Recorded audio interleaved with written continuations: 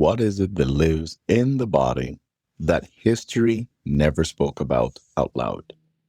That's the question we carry into every episode. Hello, my soul family. I am Afi G. Come right in.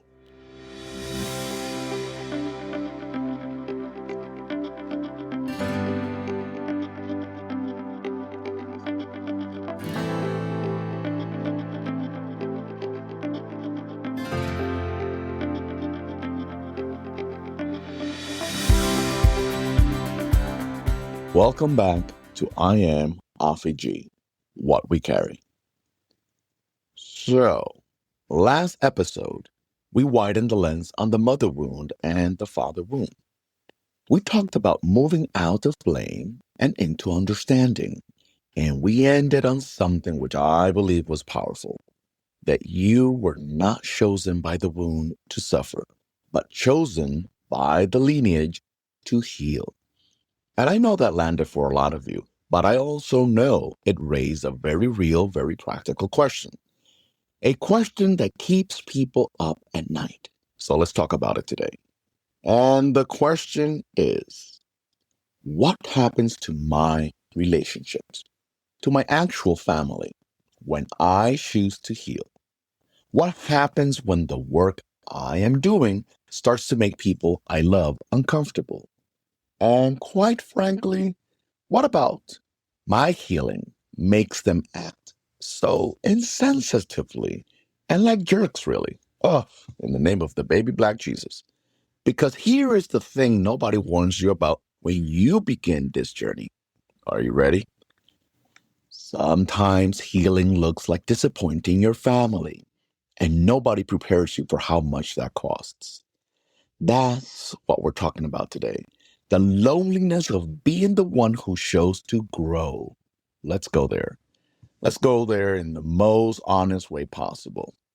Let me tell you what I have witnessed in my own life and in the lives of so many people I have worked with.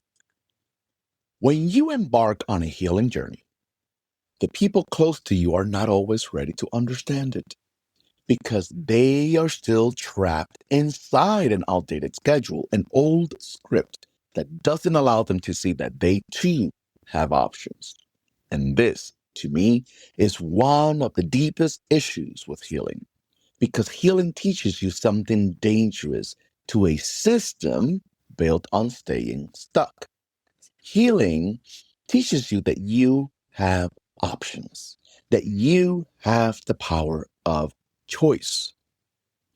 But the people around you who are not willing or not yet ready to heal, they see your options as a threat, as abandonment, as entitlement, as crazy, as unrealistic, and the list goes on and on and on. People who are still dancing to the script that was handed down to them have a hard time realizing that they too have options, that they too could choose something different. The conditioning has trained them to feel like they don't have choices. And more than that, it has trained them to believe that anything different, any new choice, must first be approved by everyone else. Like, when in the heck did this approval committee formed? I have no idea. This is the loyalty I want to dive into today. The loyalty to family dynamics that can keep you stuck until your very last breath, if you don't choose you. I'll speak from my own life. One of my greatest challenges was dealing with familial criticism about my choice to no longer subscribe to the traditional understanding of work. Because the traditional model teaches us that nothing is better than job security. That a 9 to 5 is the sole definition of success. That dedicating 30 plus years to clocking in and clocking out is the very definition of responsibility, of having made it. And I consciously made the choice to pivot into other streams of income, into a way of living and working that did not fit the traditional mold at all. And let me tell you, that choice was not always met with celebration. It was met with worry, with criticism, with that look, the kind of look that says, who do you think you are, stepping off the path that the rest of us stayed on? But here's what I understood. Their discomfort was not really about me. It was about the fact that my choice quietly revealed that a choice was even possible. And that is threatening to anyone who was taught they never had one. Do you hear me?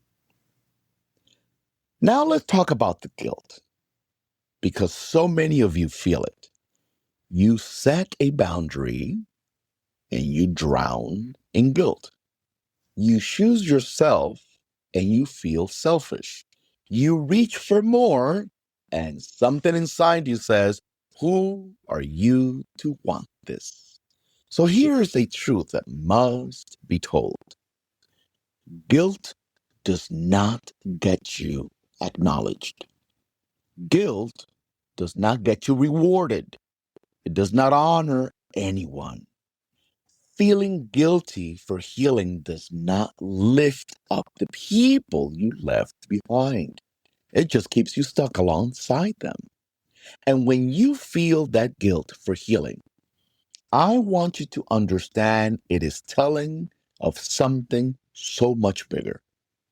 Because deep down, there is an underdeveloped, unelevated ancestral voice running through your veins that whispers, I don't deserve better. I don't deserve more than the ones who came before me had. Or perhaps you are carrying a certain kind of ancestral weight, one that says it is wrong to leave people behind. That to think of yourself is to be selfish.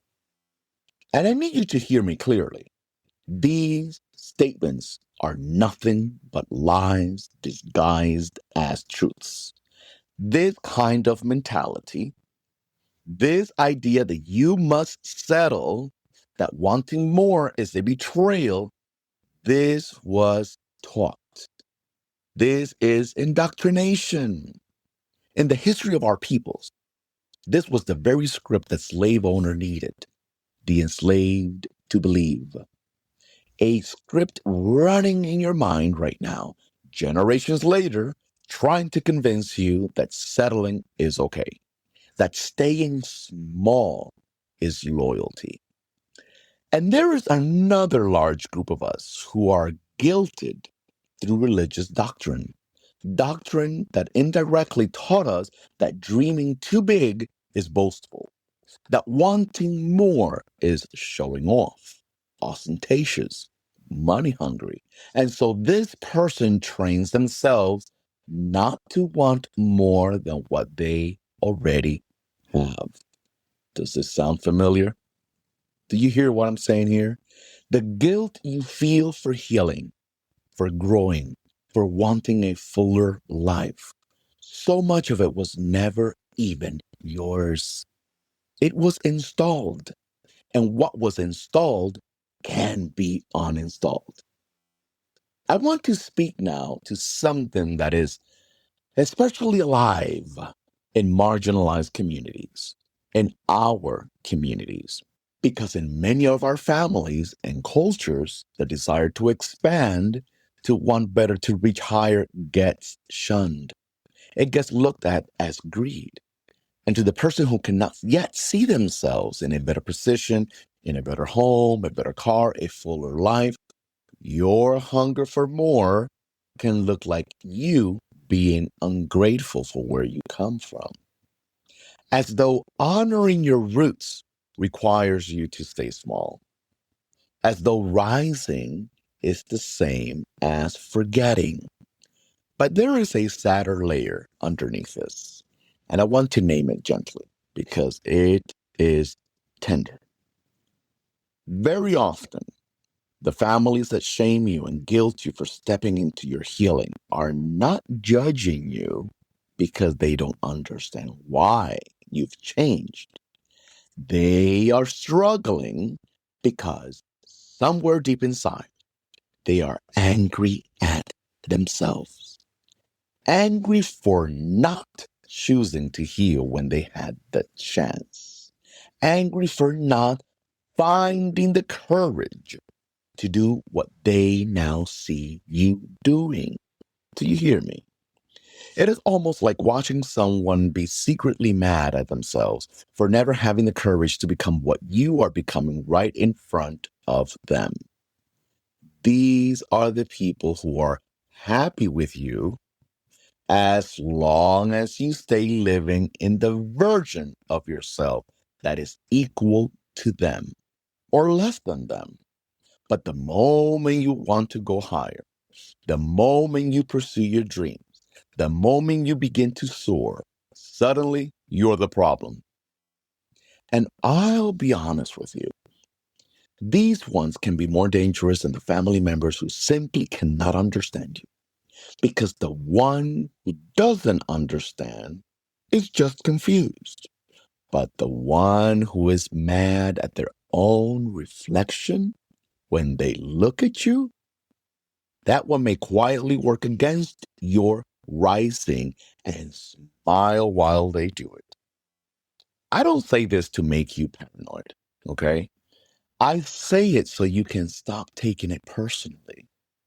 Their reaction to your growth is information about their own unhealed places. It was never a verdict on your worth. So let me speak now to the loneliness, to the distance you feel, to the grief of being the one who chose to heal. I need you to understand something about that loneliness. It is not a sign that you did something wrong. It is the sign of a threshold.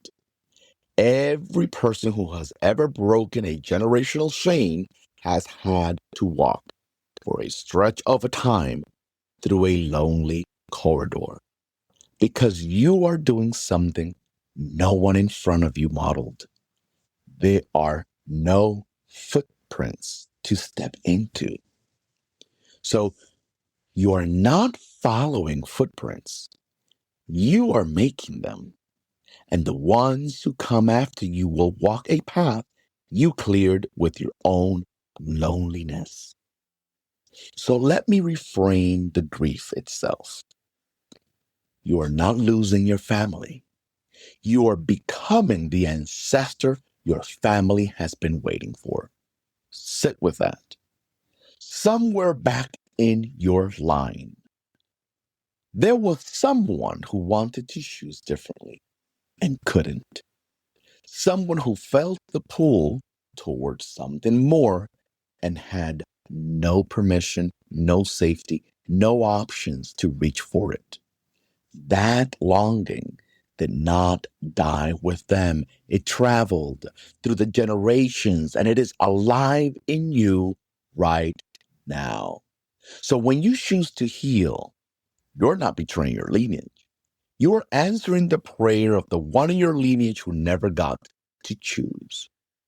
The people criticizing you today are looking backward, but you're being pulled forward by the ones not yet born and by the ones long gone who are finally, through you, getting to taste a freedom they were denied. That is why the grief and the necessity can live in the same body. You grieve the ones who cannot come with you, and still you keep walking because behind you is a whole line of people who could not make this journey. And ahead of you is a whole line who will only be free because you did it. You are the one the chain breaks on. I'll repeat it again. You are the one the chain breaks on. That is not a punishment. That is the most sacred assignment a soul can be given. Do you hear me now? Cry if you need to, and then keep going. They are with you, even the ones who cannot see it yet. Even the ones that cannot see it yet.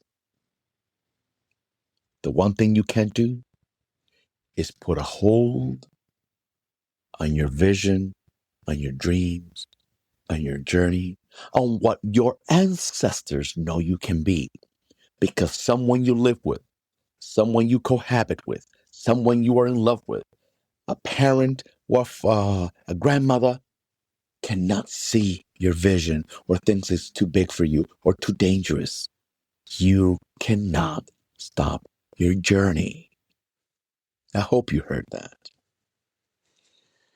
If this episode reached the tender place in you, the place that has felt alone in your growth, guilty for your healing, misunderstood by the people you love, I want you to know something.